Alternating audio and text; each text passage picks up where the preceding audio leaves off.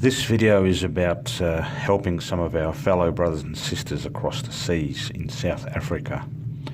And I'll start off with talking about the average wage in Australia.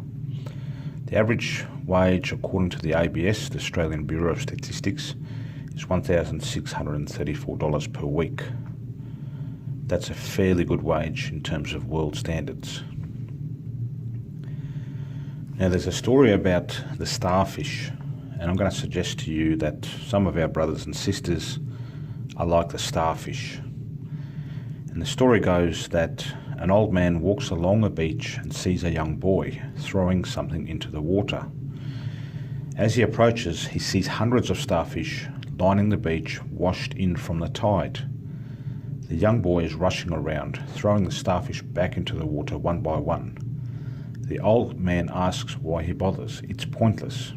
There are too many starfish to help them all. As he flings a starfish deep into the water, the young boy replies, "It mattered to that one."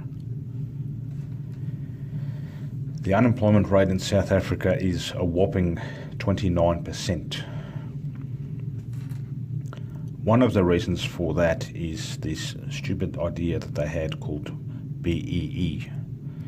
They wanted to right the wrongs of apartheid, but they went too far, too quick, and put inexperienced people in charge of all sorts of industries, and that has had a drastic effect on the economy, and therefore it has a drastic effect on employment. And in particular, they are now discriminating against the people of European heritage. So if you are white in South Africa, you actually have very little chance of getting work just because of the colour of your skin. And I don't think that's acceptable. It wasn't acceptable to be discriminatory before. They shouldn't be discriminating now. Here is a sign of a company that helps people to get their brownie points. So they have this brownie points system where the more you can put formerly disadvantaged people in charge, the more points you get, and if you don't have enough points, you can't do business. And now, this is about the sort of grants you might be able to get if you're unemployed, and you've got to remember it's 29% unemployment. You can get this social relief or distress grant, but it's only for 3 months. And there's some rules there. And as I said before, this radical attempt to right the wrongs of the past has gone too far, and basically you can read there that it hasn't been a very successful thing for the economy. So they've got the largest unemployment figures to date, 29%. I think in Australia it's about 5%. If you have maybe a disabled family member, you can get a whopping 1,860 Rand per month to survive on. Now, that is, in our money, $184 per month. It's not a lot of money, $184. So if you don't have a job, but perhaps you suffer from a disability or something like this, $184 a month. It's not much money. Now, remember that we get pretty good wages, and like I said, we get about $7,080 on average per month.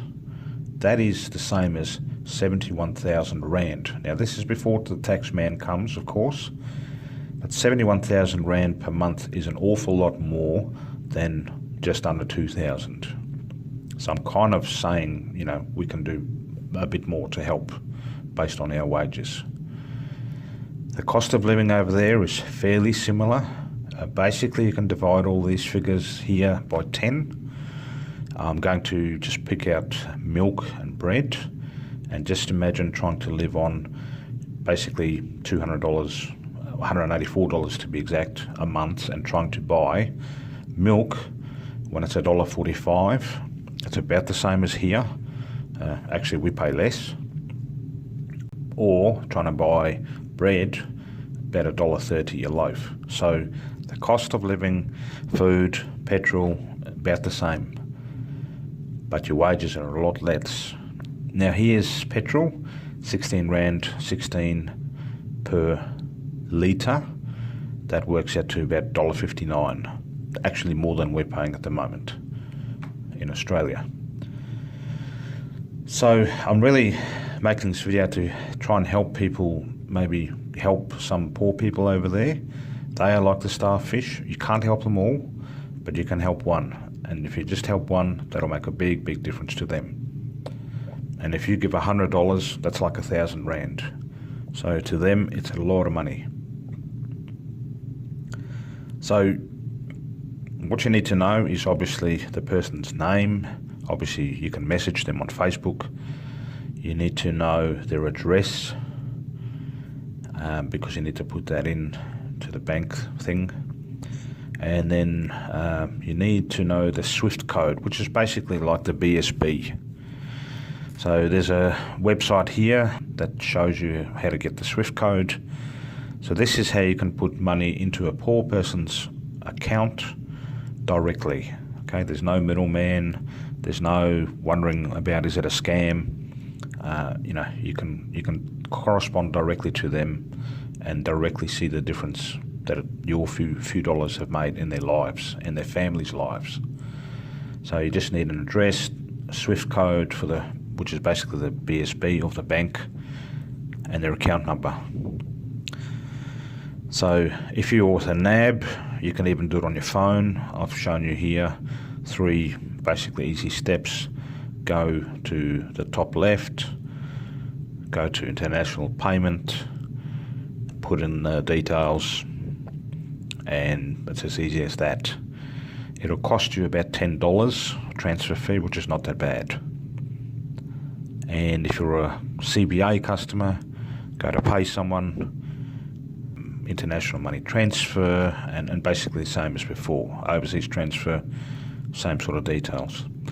So just encouraging my fellow Aussies to help give a few dollars to a family in need. Look, you're going to find many when you have 29% of the country unemployed.